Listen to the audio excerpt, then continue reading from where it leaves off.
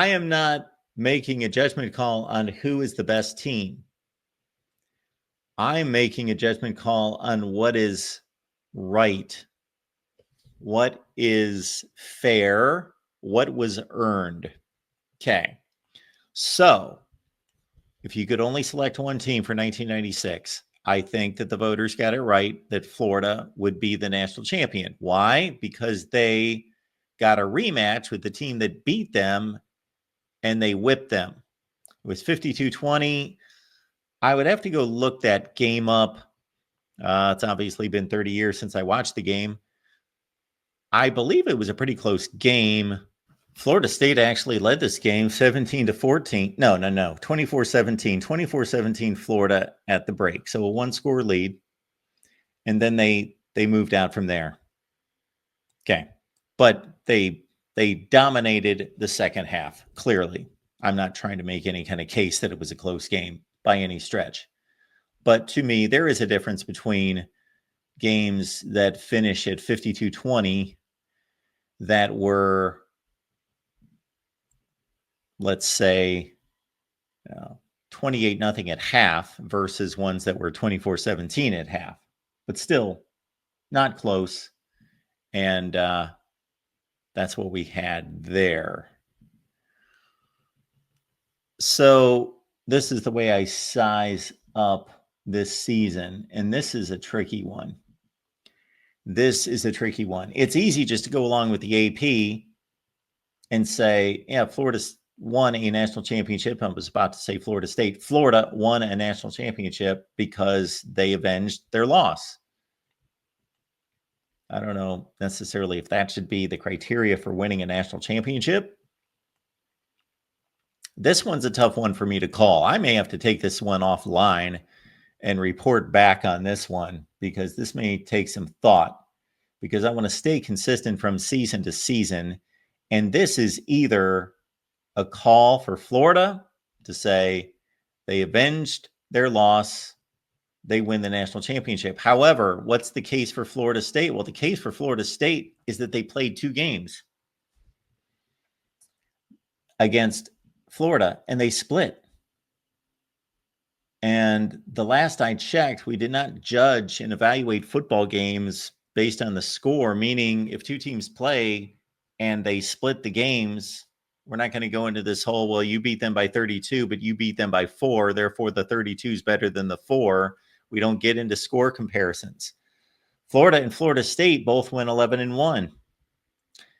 Actually, I believe Florida played the extra game in the SEC championship game. So Florida went 12-1 and Florida State went 11-1. That might be my deciding factor right there. Because otherwise, then you got to throw Ohio State back into the mix and say they win a national championship too. If you're going to give or award Florida State the national championship with Florida because they split, then Ohio State played neither of those 2 teams, and they went 11-1 as well.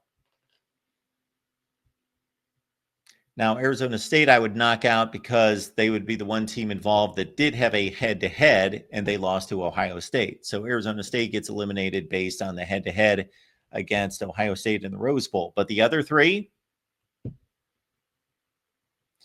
and I think this is where people's thought process gets a bit skewed by bowl games.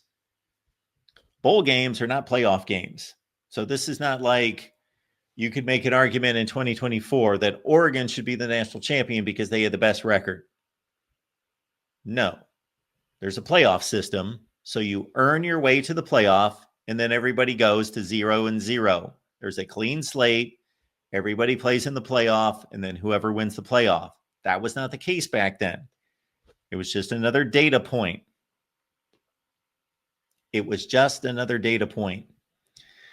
So I also don't want to be inconsistent in awarding Florida a solo national championship because they played in a conference championship game, because we did not do that elsewhere and say, you know what, you didn't play in a conference championship game.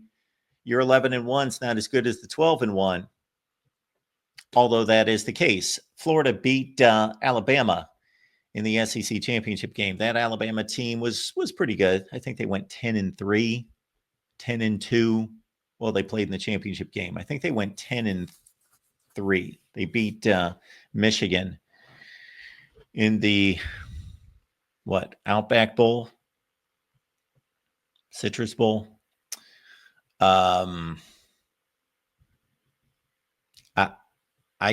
If we're going to be consistent with awarding record, so if the record's the same and the level of conference and the schedule is the same, because we're going to see an example coming up with Texas A&M where don't think we can pull the trigger on them winning a national championship because the Southwest Conference was phenomenal for decades, but got so bad the final 4 or 5 years that you really played no one. Shoot, Texas Tech won the Southwest Conference the final year, I think it was, and played USC in the Cotton Bowl, got steamrolled. They were like 6-5.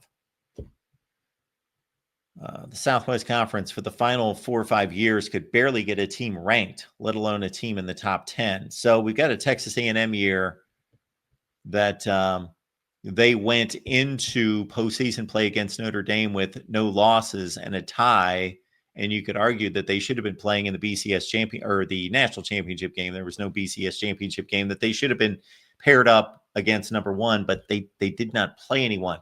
We don't have that issue here.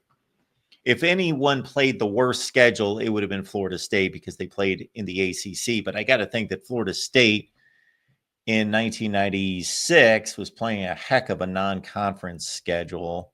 Well, it's fine that they put the ranking at time of kickoff, but I would like it if they put the final ranking there. So according to this, because, NC State could have finished number 10 in the country, they didn't. And North Carolina, number 11 at time of kickoff, could have been 4-7. So Florida State played number 11, North Carolina. They won by 13. They played number 6, Miami. They won by 18. They played number 14, Virginia. And I can guarantee you, Virginia did not finish number 14 in 1996. And they won that game by 7. Let's see, Virginia went, we'll find that in a sec. Virginia went 7-5. There you go. North Carolina, who was number 11, went 10-2. Okay. Mac Brown.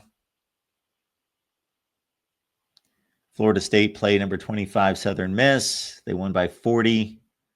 And then again, they beat number 1, Florida by 3. Then they lost to number 3, Florida by 32.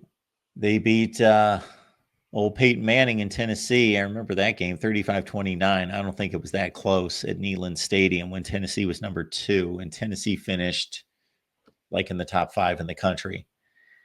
They beat number 12, LSU, by 43. They beat Auburn, number 16, by 41. They beat Georgia by 40. Now, that was not a great Georgia team. That Georgia team finished 5-6. They lost that game to Florida State. They beat Alabama, who was number 11, and finished about that same spot, 45-30. And then they avenged the loss to Florida State. And then we throw Ohio State in here.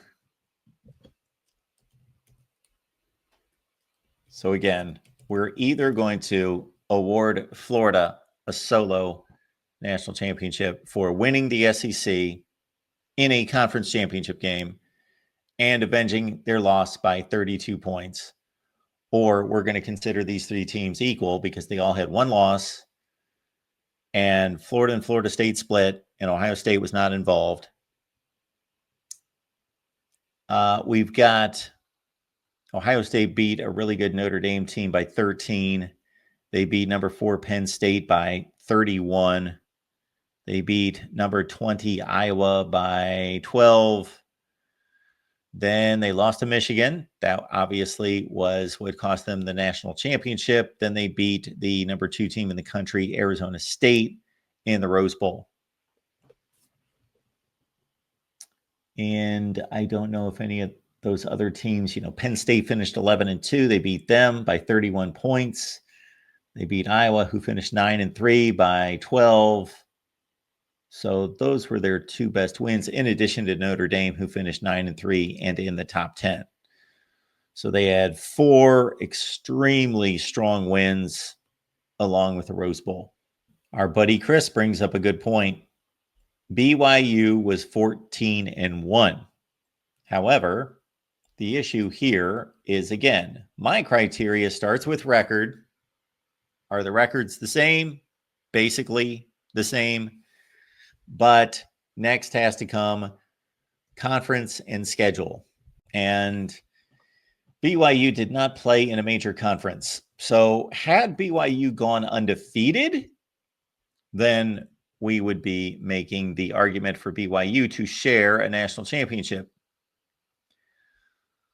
BYU lost to Washington by 12. BYU beat Texas A&M, number 13 at time of kickoff, by 4. And Wyoming in the WAC championship game in overtime, they beat Kansas State by 4. So they went the entire conference season and did not play a ranked team. How good was Washington that year? 1996, Washington was a pretty good team. 9-3. Lost to Colorado in the Holiday Bowl. Lost to Notre Dame. Lost to Arizona State. So certainly BYU lost to a competent team for sure in a pretty close game on the road. And then, Texas A&M in 1996 finished 6-6. So they were not the number 13 team in the country. Do we have a common opponent in here? Yes, Arizona State would be a common opponent between BYU and Ohio State. So BYU lost to Arizona State by 3, I believe, and Ohio State beat Arizona State by 3. Got to call this one an Ohio State, to be precisely in order, not that it matters if everyone shares a national championship, but Florida State, Ohio State, 1996.